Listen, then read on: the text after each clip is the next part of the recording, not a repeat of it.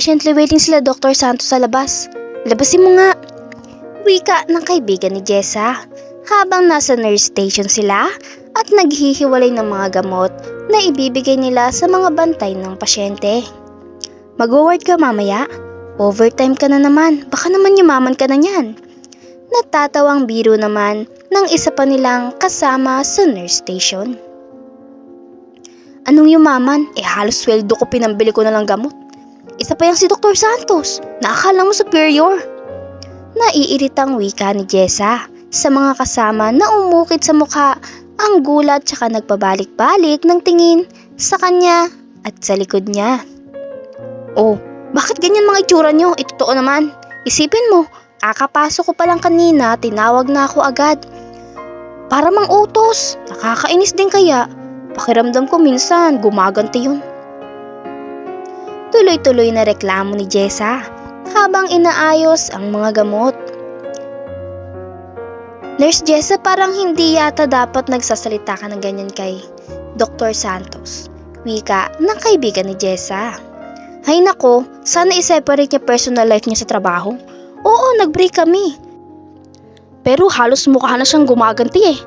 Lagi na lang, Jessa, kunin mo to. O kaya, Nurse Jessa, ikaw ang mag-ward ngayon.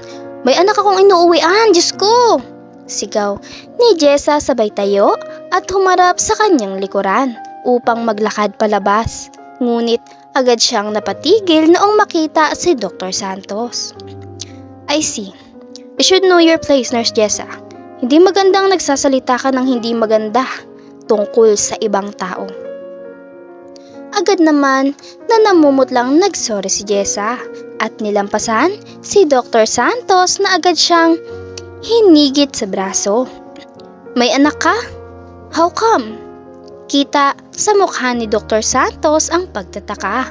Ngunit agad na umiwas si Jessa ng tingin at hinigit ang braso sabay alis.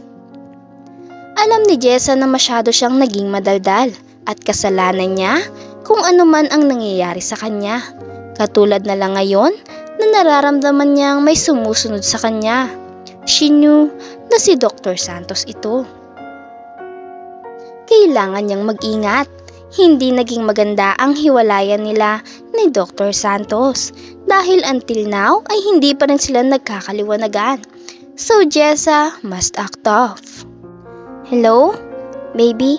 Yes, pauwi na po si Mami. Hintayin mo ako dyan ha?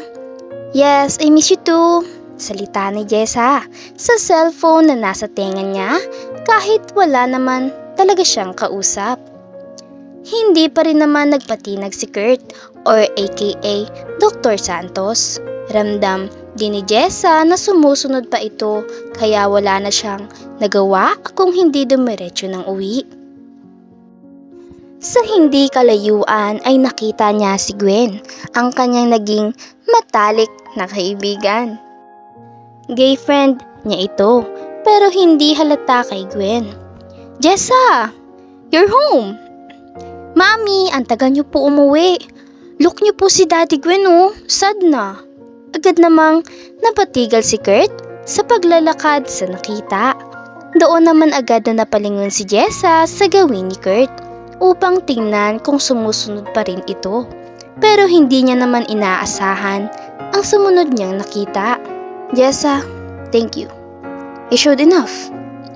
Wika ni Kurt sa kalayuan na sapat lang upang marinig ni Jessa. Baka sa mukha ni Gwen ang pagtataka, habang si Jessa naman ay hindi napigilan makaramdam ng bigat sa dibdib. Noong magsimulang maglakad, papalayo si Kurt na akala mo naputulan ng pakpak. Hahayaan mo yun sis, poging fafa. Akin na lang. Wika ni Gwen na agad namang hinampas ni Jessa. True daddy ni Mira. Hindi ko naman maamin sa kanya kasi hindi naman yun aware na buntis ako nung naghiwalay kami. Bruha ka! Serious ba iyan? Hala si Martyr, ang syunga. Habulin mo! Magbeg ka, bili! Sigaw ni Gwen, ngunit umiling lang si Jessa at yumuko. Siguro sa susunod na lang or bahala ng tadhana. Nasaktan ko na siya, Gwen. Sasaktan ko pa ba ulit? Kasi naman, bakit pa kayo naghiwalay? Kapal mo naman para hiwalay ng ganun kapoging fafa, no? Naku talaga, Jessa, sasabunutan kita sa kasyungahan mo. Nanggigigil na wika ni Gwen kay Jessa na nag-aya namang pumasok at sa loob na lang pag-usapan. Tapos yun, nagpakalayo-layo. Walang third party na involved. Masyado pa siguro kaming nabigla na hindi namin alam san tsaka paano aayusin. Bukod sa umalis ako, hindi niya na rin naman ako hinanap kaya hindi ko na rin siya hinanap.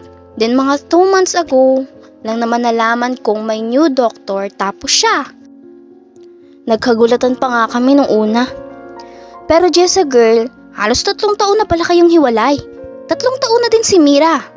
For sure, one of these days, magtatanong kung nasaan totoo niyang ama. Which is, mahirap sagutin. Agad namang napabuntong hininga si Jessa.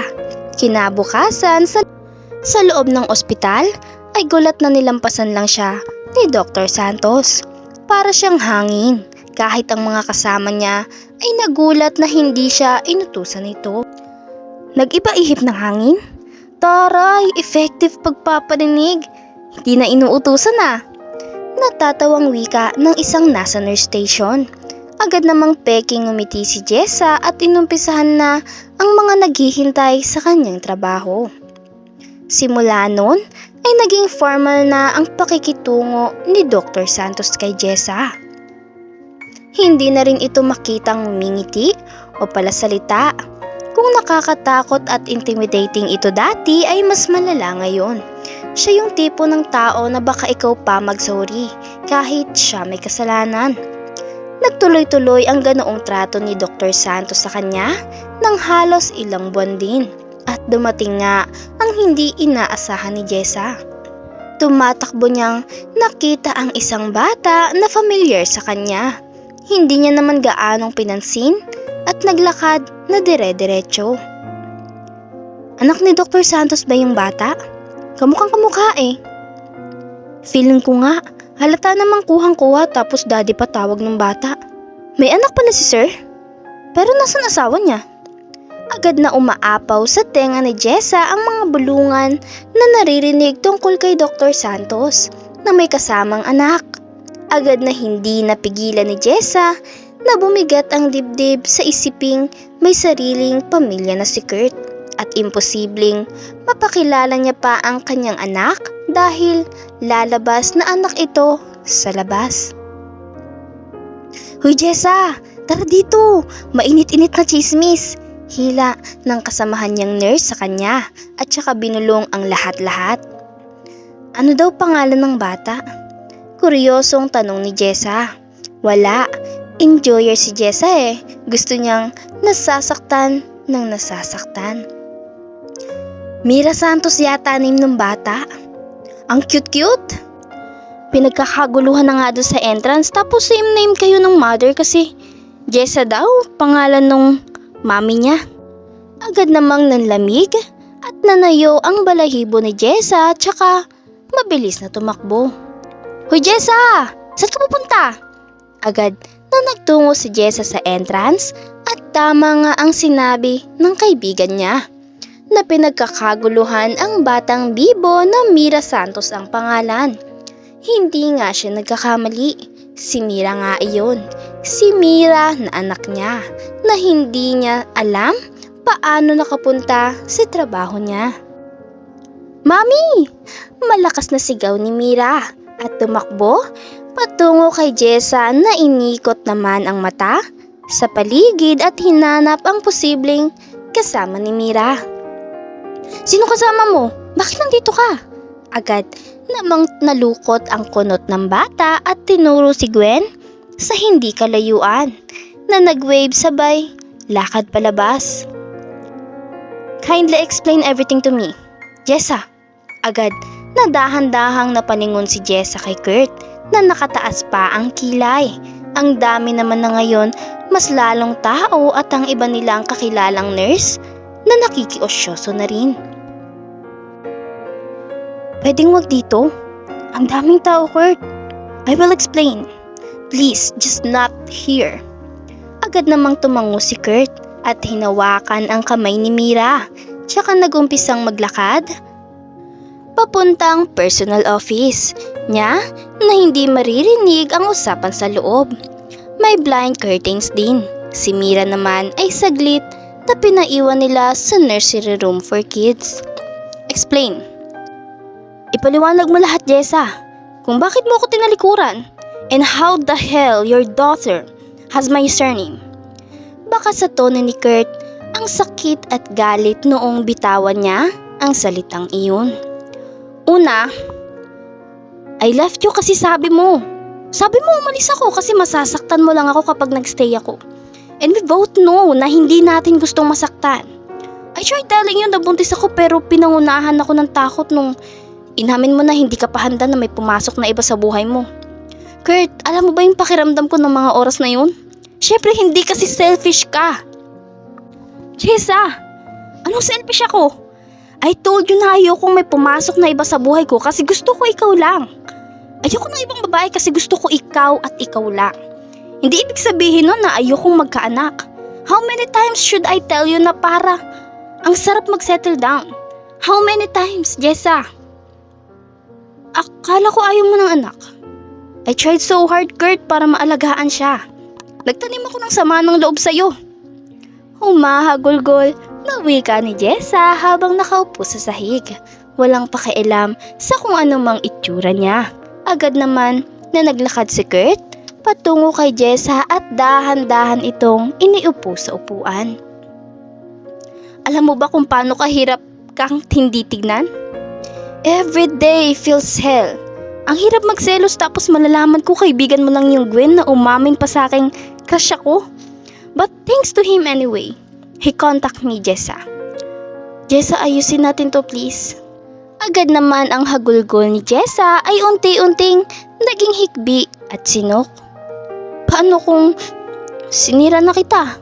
Tanong ni Jessa at tinagpo ang mata ni Kurt na ngayon ay nangungusap. Mag-umpisa ulit tayo. Let's make things right. Wika ni Kurt at agad na niyakap si Jessa. At unti-unti nga nilang inaayos ang lahat. They start all over again. Pero this time ay kasama na si Mira sa buhay nila. Live-in na sila. And to those friends ni Jessa, todo naman ang kilig sa tuwing maghahatid si Kurt, aka Dr. Santos, ng lunch ni Jessa. Naging avid fan sila ng love team ni Kurt and Jessa. Maraming salamat sa panonood mga kakwentuhan. Huwag kakalimutang mag-subscribe at pindutin ang notification bell para lagi kayong updated sa ating mga bagong istoryang mapupulutan ng aral at inspirasyon sa buhay. Hanggang sa susunod nating istorya mga kakwentuhan.